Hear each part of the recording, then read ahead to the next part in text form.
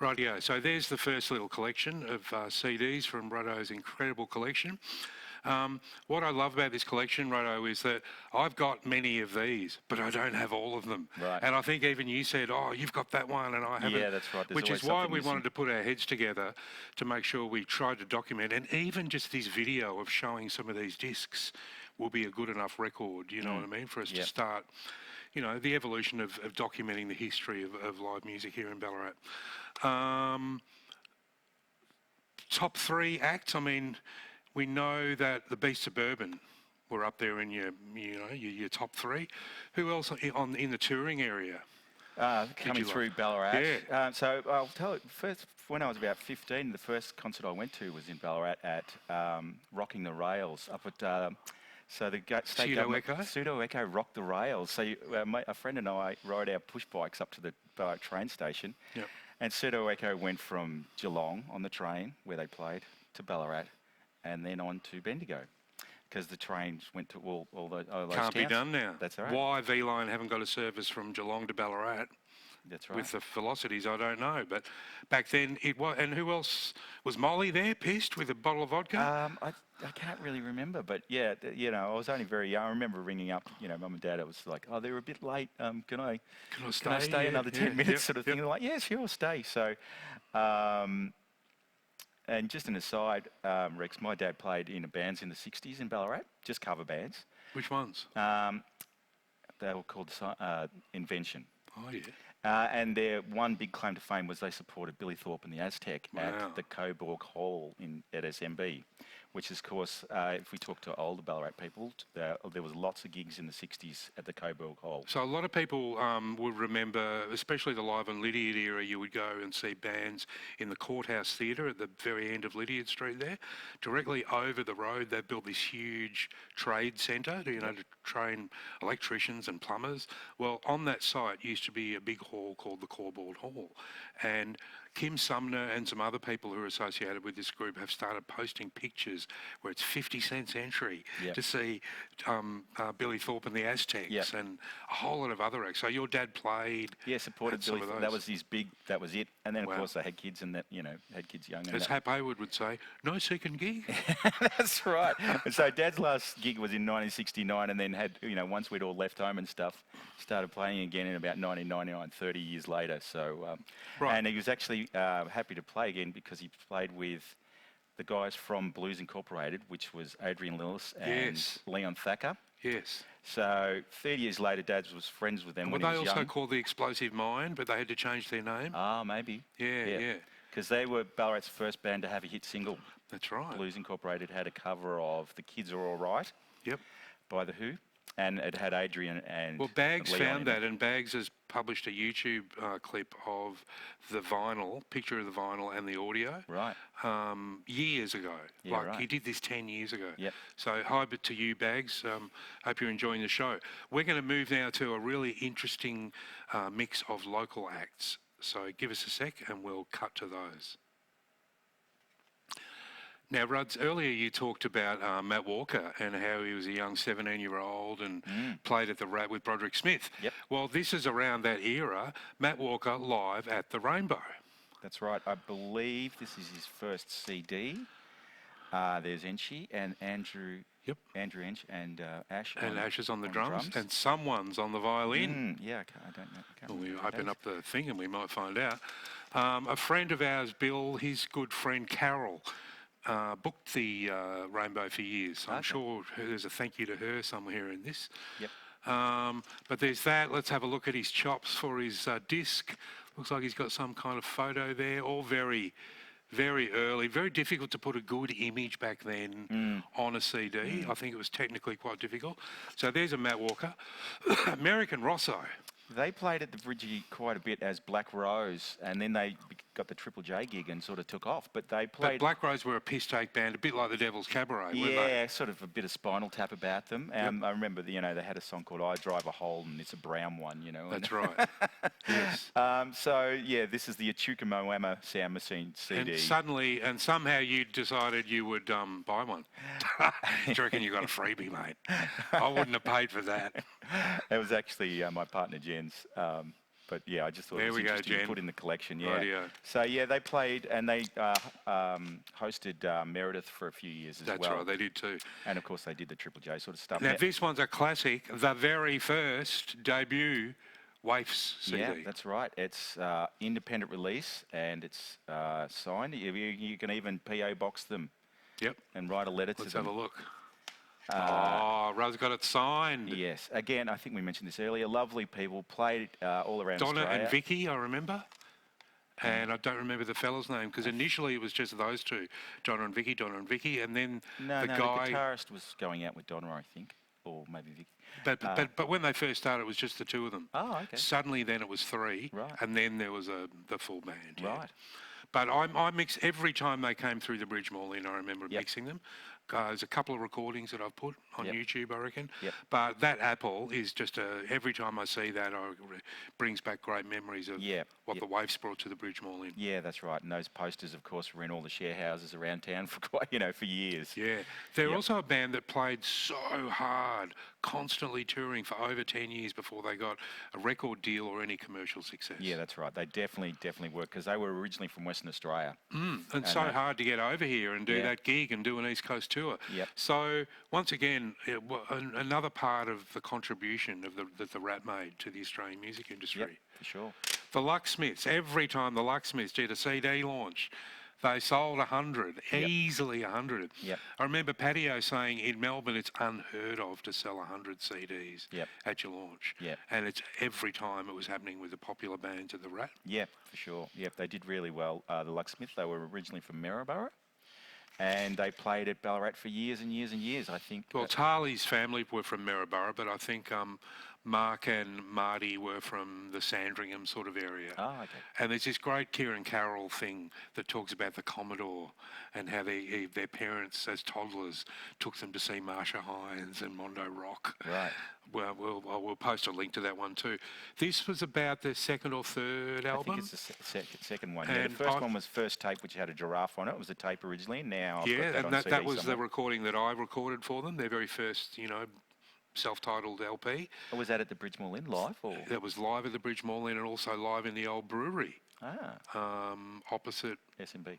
Yeah, SMB, yeah. Yep. I toured Australia several times up and down the East Coast with the Lucksmiths. What I loved about them was they had heaps of really good merch. So all the food and all the accommodation and all the drinking, band bucks. Yeah, right. So they were very generous. Yep. I remember helping them save some money too by suggesting we buy a loaf of bread and some lettuce and a packet of ham and maybe make our own lunch. Yeah. Bands soon learn that But if you're touring, you can't. There's so many more stories there, but that's the story of the Lucksmiths. Dallas Crane, you would have loved this band. Yeah, I sure did. Sort of had a Stonesy sort of feel about them. Melbourne guys, great band. They hurt my ears once, so I disliked them. Yeah, a they bit. came up to Ballarat a lot. Yeah. And the Catchers, my old band, got to support them once in Ballarat. They supported the Dead Salesman doing one of the internet broadcasts where we broadcast to bags in Japan, I reckon. Right. And then, of course, they took off, got signed to Albert's, which is, of course, AC/DC's label. And, yeah, by the end of it, they're, doing songs with Barnsey. So, Yes. And still going strong? they sort of make comebacks every now and then. I think Right. they do a, summer tour every couple of years sort of thing. Of course, Immaculata, good friend of everyone's, Garth's, Ballarat institution, basically. We've just got the one Immaculata release here. I know I've got more at home, but this was in your collection. Yeah, I thought I had more, but One of the bands who immediately had a website presence were Immaculata too, immaculata.net. Yes, Garth, of course, is fantastic with technology. Recorded all their stuff. Actually recorded a Rycatchers album. Has recorded several bands. That's right, yeah. Recorded several bands. As well as running, doing 6 years of running a live music venue of Babushka. Yes, that's right. Yes, he, like everyone, he loved the scene and he ran his own scene for a while, Babushka, and did a fairly good job.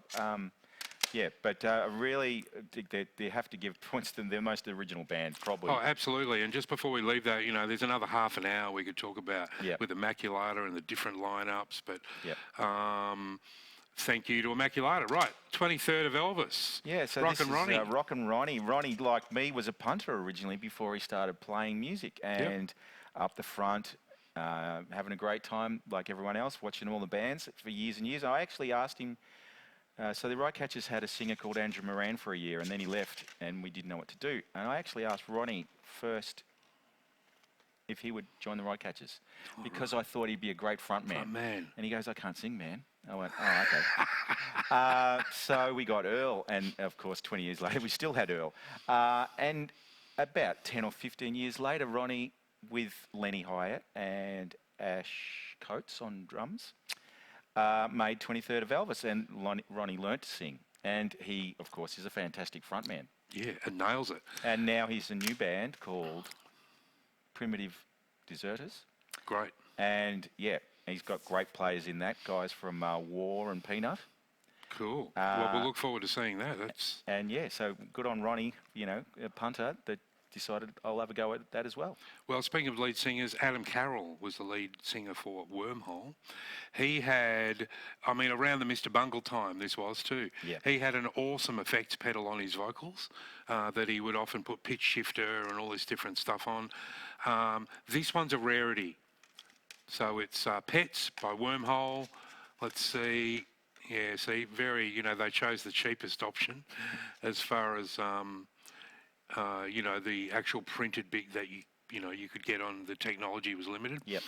Fantastic band, great just players. Amazing. Yep. I remember mixing a headline act once, and I just, you know, they arrived late, and Wormhole was playing. They went, "Who's this, man?" Well, like, "Where are they from?" I said, "Oh, they're a local band. They're Wormhole." And the guy looks at me and says, "Bullshit! This is not a local band." Yep. Yep. And I thought that was the highest form of flattery. Yeah, that's right. Yeah, that's right. Yeah, so two brothers in that. Clayton and Reese on drums. Yep. And yeah, just a brilliant band. And as you mentioned, AC, Adam Carroll, great front man. Yeah, great and front man. Chris on bass too, who went on to play with Airborne, I think, in those bands. No, I played got that wrong. with. It'll come to me in a second. All right, here's Johnny Amigo, one of my favourite bands. Andrew Fry on the bass. Yep. Corey Cosser on drums. Yeah, that's right. I'm playing in a band with Corey at the moment, so I'm really great mates with Corey. He played with Gertrude, was his first band, with Jane Hole. Yep. Who became Jane. Aurora Jane. And Waterbelly as well. And Nothing so Corey started, he played with the Catchers when he was 17. He was still at Ballarat High. And then went on to form Johnny Amigo, and fantastic band. And of course, Adam Carroll. Yes, again, that's right. Yep. 2 bands in a row with Adam Carroll. Yeah, so that was after Wormhole. And this one, once again, very rare. Medication Aquarium Rescue Unit and Red Kryptonite. I think we'll rip that one before you leave the building with it. Yeah, that's a homemade one. Bags and I got together and did this gig where we recorded the Tostados, and Lawrence and Pete, I think, went, "Bugger it, should we press this?" And this was very early days. Like, we're talking early 97.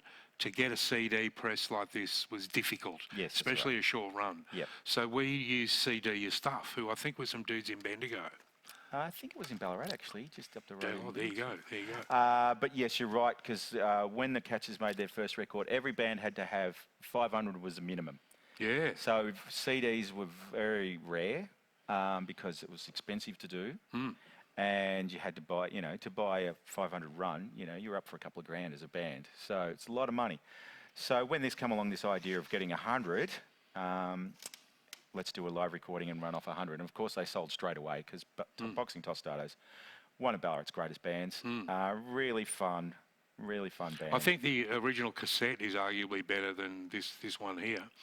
Because there's some patchy bits on this performance. Yeah, they were a little bit upset about it, and they wanted to do something better, but they just never did, recording-wise, because they were always a changing band.